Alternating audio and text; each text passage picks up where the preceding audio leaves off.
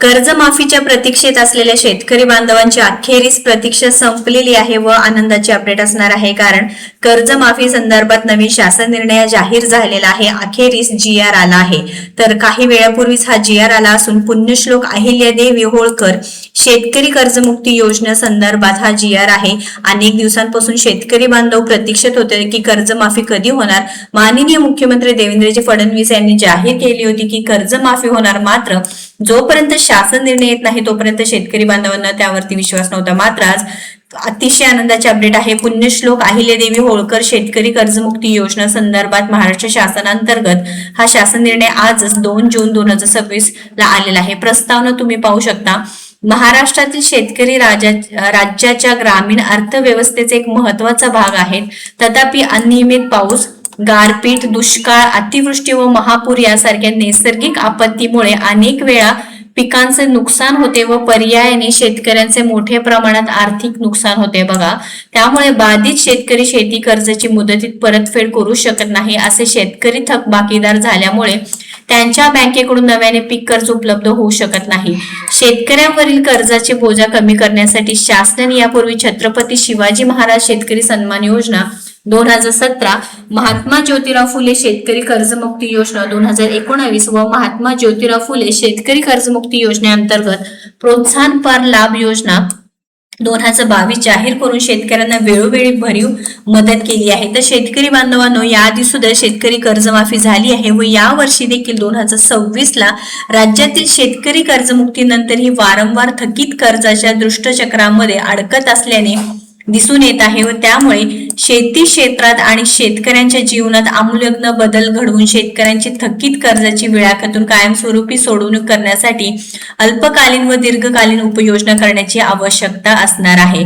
तर या संदर्भात प्रस्तावना मांडण्यात आला आहे. तर दरम्यान सन 2026च्या अर्थसंकल्पीय अधिवेशनात म्हणजेच 6 मार्च 2026 रोजी माननीय मुख्यमंत्री महोदय यांनी सन 2026-27 या अर्थसंकल्प सादर करताना राज्यातील 30/9/2025 रोजी पीक कर्ज थकीत असणाऱ्या बघा 30 सप्टेंबर 2025 रोजी पीक कर्ज थकीत असणाऱ्या पात्र शेतकऱ्यांना 2 लाख पर्यंत कर्जमुक्त देण्यासाठी पुण्यश्लोक अहिल्यादेवी होळकर शेतकरी कर्जमुक्ती योजना जाहीर केली आहे.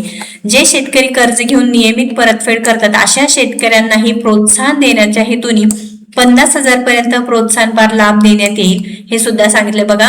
2 लाखापर्यंत कर्जमुक्ती आणि जे शेतकरी कर्ज घेऊन नियमित परतफेड करतात त्यांना प्रोत्साहन देण्याच्या हेतूने 50,000 पर्यंत प्रोत्साहनपर लाभ देण्यात येईल. कर्जमुक्ती तसेच प्रोत्साहनपर लाभ देण्याबरोबरच राज्यातील बँकिंग यंत्रणा सक्षम असावी यासाठी तसेच शेतकरी वारंवार कर्जबाजारी न होता त्यांना कायमस्वरूपी कर्जमुक्त करण्यासाठी समितीच्या शिफारसीनुसार दीर्घकालीन उपाययोजना करण्यात येतील अशी माननीय मुख्यमंत्री महोदयांनी अर्थसंकल्पीय अधिवेशनात घोषणा केली आहे. तर वरील प्रमाणे शासनाने नियुक्त केलेल्या उच्चाधिकार समितीने सादर केलेल्या अहवालात शासनास अल्पकालीन उपाययोजना व दीर्घकालीन बघा इथे तुम्ही बघू शकता पूर्णपणे माहिती देण्यात आलेली आहे. सुधारणा सुचवल्या आहेत व समितीने सुचवलेल्या दीर्घकालीन सुधारणामध्ये प्रामुख्याने शेती व शेतीपूरक व्यवसायाच्या अनुषंगाने धोरणात्मक शिफारस केलेल्या आहेत. शासन निर्णय आला आहे ज्यामध्ये योजनेचे तपशील तुम्ही बघू शकता की आज एक मंत्रिमंडळ बैठक सुद्धा घेण्यात आली होती की ज्यामध्ये राज्यातील थकबाकीदार शेतकऱ्यांना कर्जमुक्ती व कर्जाची नियमित परतफेड करणाऱ्या शेतकऱ्यांना प्रोत्साहनपर लाभ देण्याबाबत निर्णय घेण्यात आलेला आहे. तर पुण्यश्लोक अहिल्यादेवी होळकर शेतकरी कर्जमुक्ती योजना 2026 आहे असं संबोधण्यात येईल व इथे कर्जमुक्ती तुम्ही बघू शकता.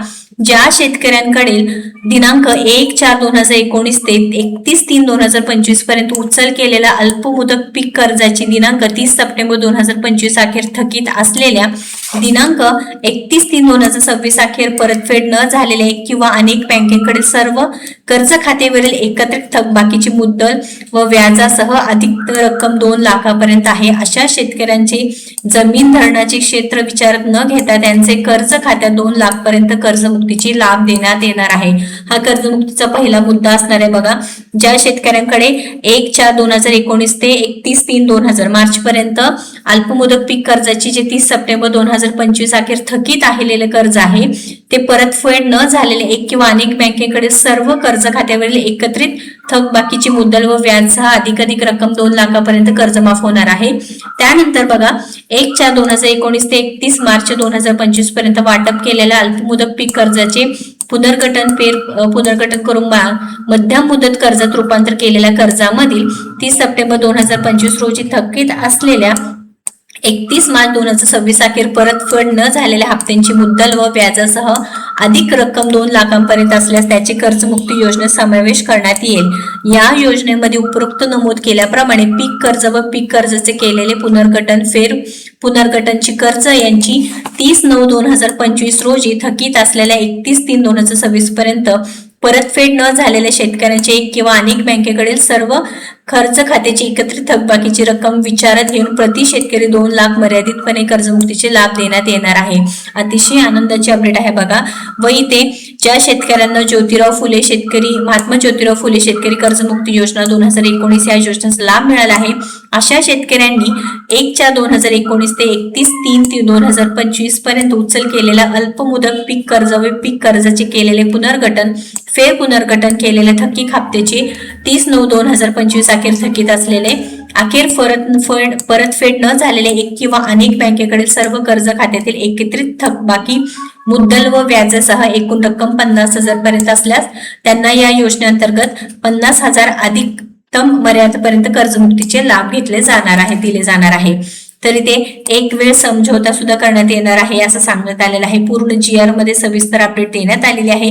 प्रोत्साहनपर लाभ कोणाला मिळणार आहे? ज्या शेतकरी बांधवांना परतफेड केलेल्या शेतकरी बांधवांना प्रोत्साहनपर लाभ देण्याच्या हेतूने प्रति शेतकरी 50,000 इतक्या अधिकतम रकमेपर्यंत लाभ देण्यात येईल हे सुद्धा सांगितलं आहे। म्हणजे वित्तीय शिस्तीतील प्रोत्साहन देण्यासाठी व नियमित परतफेड करणाऱ्या शेतकऱ्यांना प्रोत्साहनपर लाभ देण्यासाठी 2022-23, 2023-24, 24-25 या 3 आर्थिक वर्षापैकी कोणत्याही 2 आर्थिक वर्षात पीक कर्जाची उचल करून आर्थिक वर्ष संपल्यानंतर 30 जून 2000 पूर्वी किंवा बँकेच्या प्रचलित नियमानुसार विहित वेळेत यापैकी नंतरची असलेल्या या दिनांकापूर्वी कर्जाची परतफेड केलेल्या शेतकऱ्यांना इथे 50,000 रुपयाचा अधिकतम रक्कम सुद्धा लाभ दिला जाणार आहे सांगितलेला आहे।